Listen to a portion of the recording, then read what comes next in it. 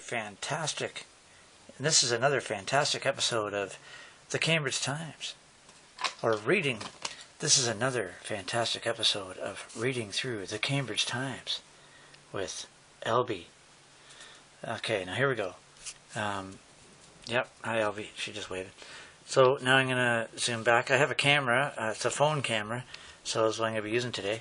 This is maybe one of the last ones I do. Just decided to do December 20th. The last one I did was December the 15th, I do believe. I just wanted to show you guys how crazy and chaotic. They're still going at this. They're still literally going at this. Now I just want to get it to the regular. There we go. Okay, so they're still doing the same thing, as we can see. And here we go with the December 20th edition of the Cambridge Times. So here we are, and just much the same thing. This is going to be a very quick episode, hopefully under 10 minutes. I just want to show everybody that this is, this was 5 days before Christmas, so it's like, they want to lighten people up with this snowman. Just a picture of a snowman. Oh, okay, great. These guys made a snowman. Isn't that nice? They made a snowman. So get out there and buy some gifts. Just think about Christmas in that way. And right beside it, lets us know again, Region looks to up taxes 3.9%. Now, what's been in all the papers so far? It's just been this and that, and this and that. Same story. So now for about 3 weeks to a month, we're literally just hearing the same thing over and over again. Just kind of reminding us, like, hey, and after all your Christmas cheer, don't forget that you're going to be charged 3.9%. Because we decided it. Yep. Anyway, so that just happens here all the time. We're just so sick and tired of it. The Cambridge Times. So, yeah, this is the Cambridge Times. Yeah, it's not my Times, though. It might be what you want the public to be, but it's not my Times. I don't know if I'm running out of camera space here, but I just want to make a note here that, they make a nice little thing here. Wintry gentleman giant appears on Galt Lawn. Isn't that nice? So they show us these nice little Christmas things, like every other episode of this Cambridge Times read-through. And look at that. Region looks to up taxes. Yip-de-doo. That's what we get to hear about on the front page. Right before Christmas. Next page, pushing to end youth homelessness. Okay, we have all sorts of different availabilities. If bureaucracy didn't, teeter its totter to their side, we would have lots of options for people to live. Former employee charged in robbery. See, we got to just keep the police going. Remember, there's dark sides to the city, and then there's just control and Leaf ticket, maybe bogus police warrant. Okay, because Leaf's biggest thing around here is the Toronto Maple Leafs, and the biggest thing I cannot stand is the grammatical error. It should be the Toronto Maple Leaves. There's no such word as Leafs. Anyway, that's just my own little thing. But anyway, just kind of showing you, like, that this is the Cambridge Times. Lock it or lose it. So it's letting people know, okay, your vehicles, man. The police are actually, I bet, involved in this many ways. They use people like kids that'll go in to steal cars, and they probably get sold off at police auctions and stuff. I don't know. I'm just going to say, like, the police have been caught doing all sorts of stuff. They have their own little section here, every single paper. Just turn the page from page 1. Isn't that sick? Page 1, nice Santa Claus, and then taxes going up. Welcome to Cambridge. Welcome to the region. Then this negative news, pushing to end youth homelessness, which is great. I'm glad that they're pushing to do it. We can do it easily if we just had the economics right in the City Hall. And they actually got an award for working out their economics. But it's only for business side folks. It'll make money on the top end, not for bringing back to the people. Region to finalize 2017 budget on January 14th. All right, okay. So from page 1, finalize. They're just going to finalize it. They haven't even asked the public for any consensus for it. They're going to finalize it. Won't even read it. I'm just giving you examples. That's the way they treat us here. They just tell us what's going on. Then they let us know how much we need to firefighters, which is cool and stuff. But this is how they control everybody, eh? This is how they control everybody, just by reminding them that, yeah, look, we save your lives, remember? And, oh, look at us. We will protect you, remember? And I have a lot more faith for the fire department. But with the new nanotechnology of spraying going on, a lot of these guys are told at the top end that there's a lot of different explosions going to be happening. It's going to be based on nanotechnology, not on legitimate fires or legitimate explosions. A lot of these things would be just created from a different origin altogether, like maybe from a laser, from a boat way out on the other side of the world. Anyway, just letting people know that. I have a family member that's in the fire department. He had his body blown right against a cinder block wall. The cinder block wall fell on him. He still survived. And they didn't even let the firefighters know that they were going to be, that there was going to be some explosive items in the next unit that they were putting a fire out on, and they weren't notified. And wow, so but it's still kind of interesting on how the fire started on a lot of cases. So just letting you know about what the Cambridge Times is like. We're a Times viewpoint. Fentanyl, a national emergency. Okay, so now they're saying that all these different crack cocaine. See, this is the thing. Like, the system puts all this stuff into the system. You know what I mean? The police allow it to come in. They have their dealers, and then they just put this on like it's a big deal. Well, how does it get in here? Right? And what is fentanyl, a national emergency? I've never even heard of it, but the Cambridge Times will tell you about it. And I'm just trying to get a point across with this paper is that it's a negative paper. Okay, it just leads your mind into negativity all the time. Like, oh, there's just such bad things happening all the time. Like, it's the most important thing to talk about is this. Like, yeah, just go and get a lot of other kids reading the paper interested in fentanyl now. You know what I mean? You put there and you say that it's a drug epidemic since crack cocaine. People are going to be like, oh, hey, what's fentanyl? And then there you go. You're spouting out and helping to get more people interested in this drug. Why put it in the paper? Why even bother? These things should be dealt with on a low-key basis, like with people that really care about the problem. Because we know where the problem's coming from. The pollution of this crap being put into the system. Anyway, so it's a national emergency. It's... I'm sorry, but this paper is pathetic. Every plateful, hope in a can. Support your local food bank. Yeah, hope in a can. See, and I love that they do that too. But the city, again, could be easily feeding us. We wouldn't have to rely on stuff like this. Not that the city could be feeding us. I don't mean that in that way. Just that with all the hard work that we've all done throughout our lives here, something's got to come back to us. You know what I mean? At least to some degree. But no, all of that money gets fluxed out to bureaucracy and people that make more money than us. So they just kind of hope that people will hurry up and keep this hope, hope that there'll be food there. And, hoping that people will volunteer for that because the bureaucracy and the administration will not. Do you know what I mean? They rely on volunteers because they don't have to pay out. I'm just not even kidding. I love the food bank. I have to rely on that every once in a while like everyone else does, but I just feel like that we should be doing so much more for our people. The dogs take on life with their two-legged minions. Okay, that's kind of a cute little story to keep you thinking it's a nice little community newspaper. Again, we're in really crazy times right now, and I mean trying times with so many different things are going on. But I guess this is more important than what's going on right now. There's spraying in the planet going on. There's such a weird changeover with the election policies. And, talking about carbon taxation, what about that? That's totally criminal. But let's just talk about that little thing. I'll put it in about little doggies. I like it and everything, but it's just, we're living in strange times. So it's kind of it's funny how these papers just keep you into reminding, oh, okay, remember, you live in Waterloo Region and you're going to be charged this and you're going to have to just live with this. And here's all your owners and rulers. Spread around cities' recreation amenities. Okay, so these are a little section where the people get to talk. They get to actually say something, right? But if they get picked out, whatever goes in here.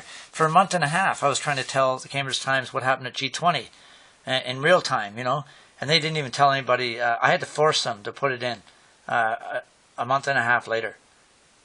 And they did. They finally did. The real story of what happened about G20 after they let a month and a half of bogus stories go in when they had the real story from the beginning. So this paper is a total sham. They just pick out which ones they want to put in here. Snow plows cover sidewalks. I guess that's, the other day there was some snow left on some sidewalks and stuff. And organ donation is the best gift. Yeah, organ donation is the best gift. And where do these organs go to, Carol Thorman? Just think about where they go to, okay? And I know that a lot of people need different things like this, so it's really good, but if you understood, I just hope that you understand that this here is a very deceiving thing too, because they will pick the upper classes and use those organs for them before they'll use them for anyone else, unless you want to pay a lot of money for a surgery, or. But I just want to mention, we're being sprayed. Our country's going to be charged carbon tax based on a total fraud, and this is what we have to talk about. I agree with organ donation, and it's a beautiful thing. I even put as a donor on my health card for organ donation, but I think I'm going to reverse that. I heard a lot of really crazy things about that. That they will use your organs for them. They won't even. It's just for their own research. It's more than anything else. Kind of gives their rights away to our DNA. Okay, so the next parts are just some advertising. Mary Brown's chicken. Just another. So I guess there's another 15 clucks for $20. I'm just guessing. Since there is absolutely no... Okay, it does say Mary Brown's finally at the very corner of the ad.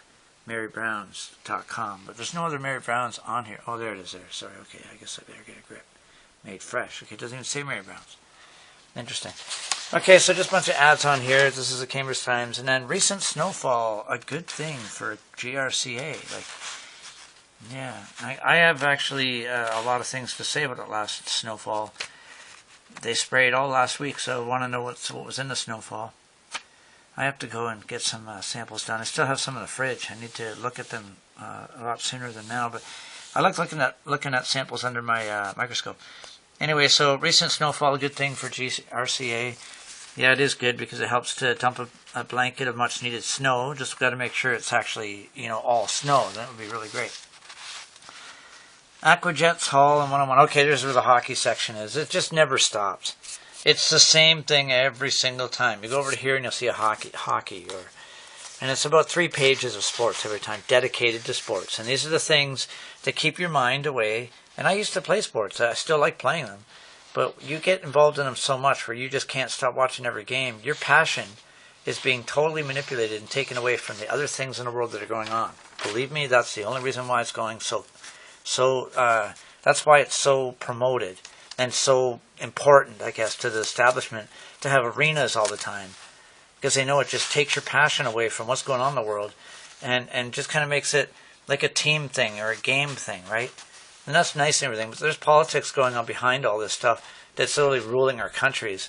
And thanks to a lot of sports events and stuff, it keeps people's minds just way out there. It's a system working against us. So like I said, 3 pages. Okay, 3 full pages with some ads, get some ads here. Get your calendars, there's some products around town. Russell Auto, all these kind of like more expensive things I noticed. There's never anything really that suits the middle class as much. Anyway, so here you go. You got some sports. 3 pages of sports. And then, okay, so Wozniak Denture Clinic. Okay, so another place that costs a lot of money. And I think that for our bones and our health, we should always have legitimate caring ways to get everything fixed and taken care of. So we always have to be met with some sort of a couple $1,000s, it seems, to get anything done. It's just we've lost touch with what we're really about. And it's not that we have, our administration has. Cambridge has just lost it. They've lost the interest of the public as far as I'm concerned. I mean, it's important to take care of teeth. I'm not bashing that, but it costs a lot of money, too, to do that. So it's nice to say, yeah, all right, their denture clinic, good, but it costs thousands of dollars to get stuff like that done when it shouldn't cost anything. The Cambridge Times. Council powerless to control gravel pit.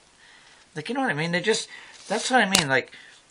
The council here just seems like they rule everything. It's like a game between the people and the council every time with this paper.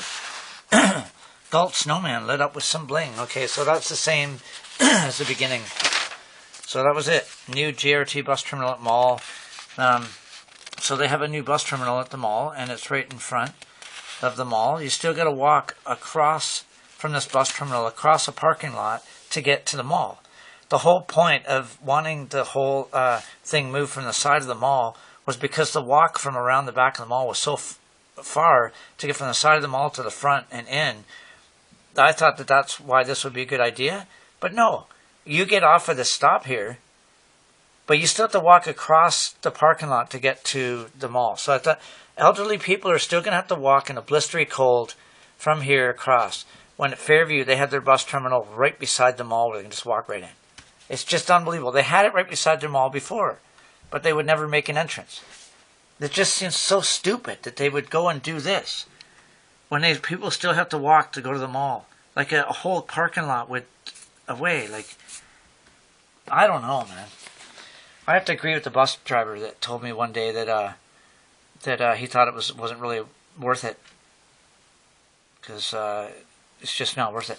See, this is actually pretty sad that they did this, because this benefits the bus drivers, because the bus drivers can just go in here and be warm, right?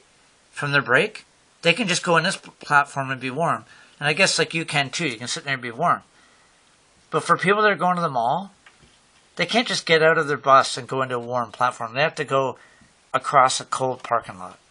Even if it's warm and hot out, still a drag to have to walk all the way across a parking lot to get to the mall.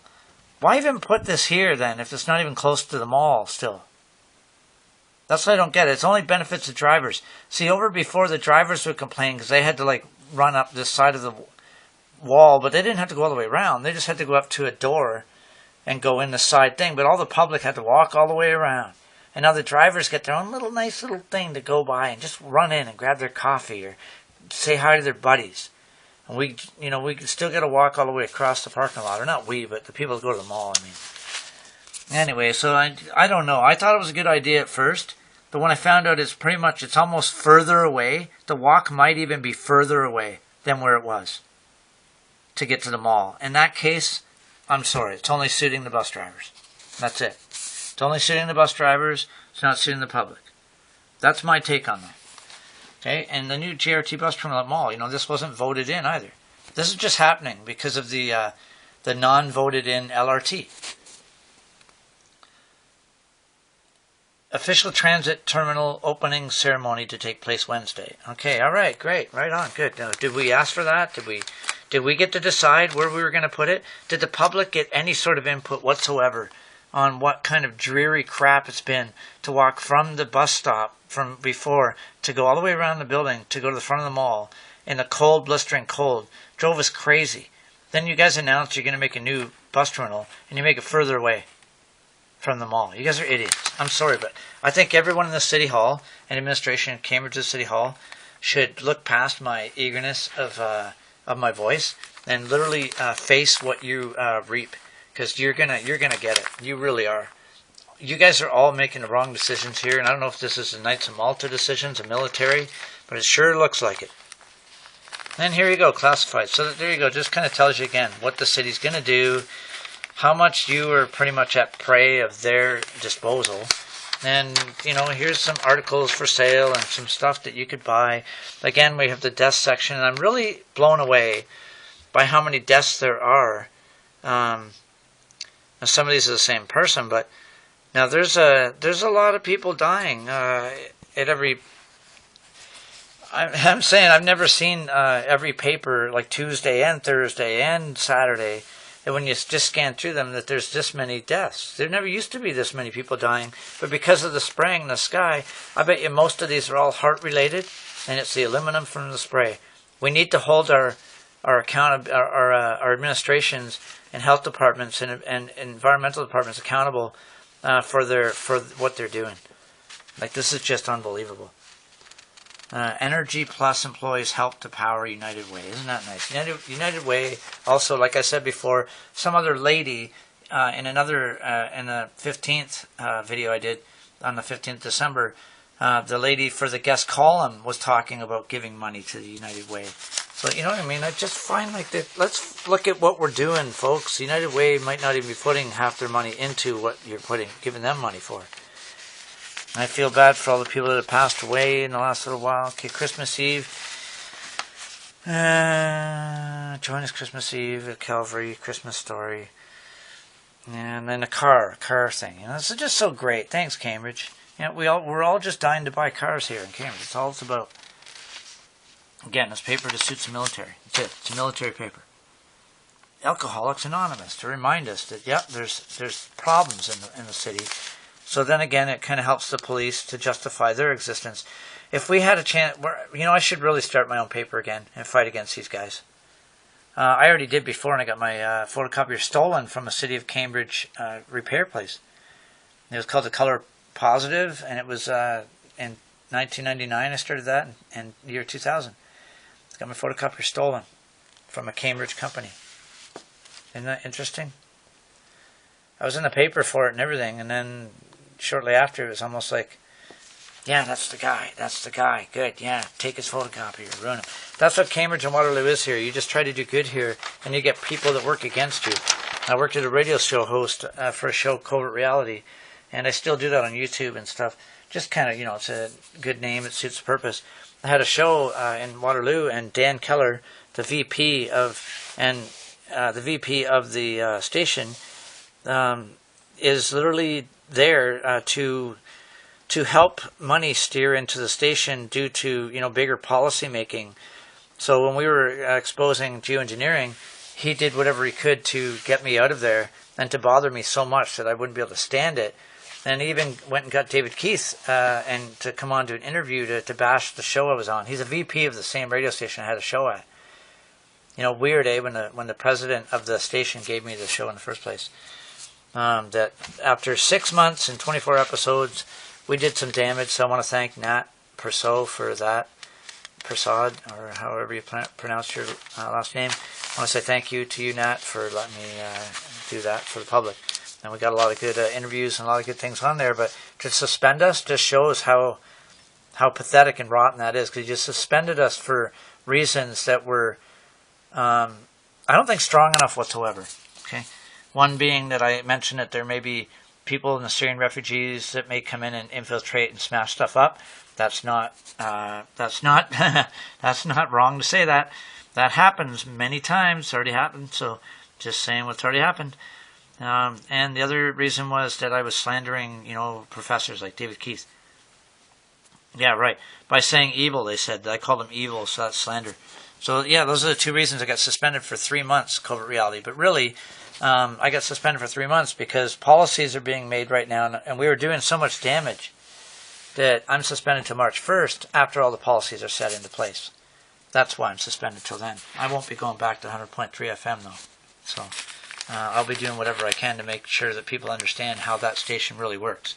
100.3 FM is literally controlled by policy operatives that pay people within the station to curb and curtail real truth. Do not listen to 100.3 FM if you're looking for political news, but I would encourage you to listen to them if you're just looking for music.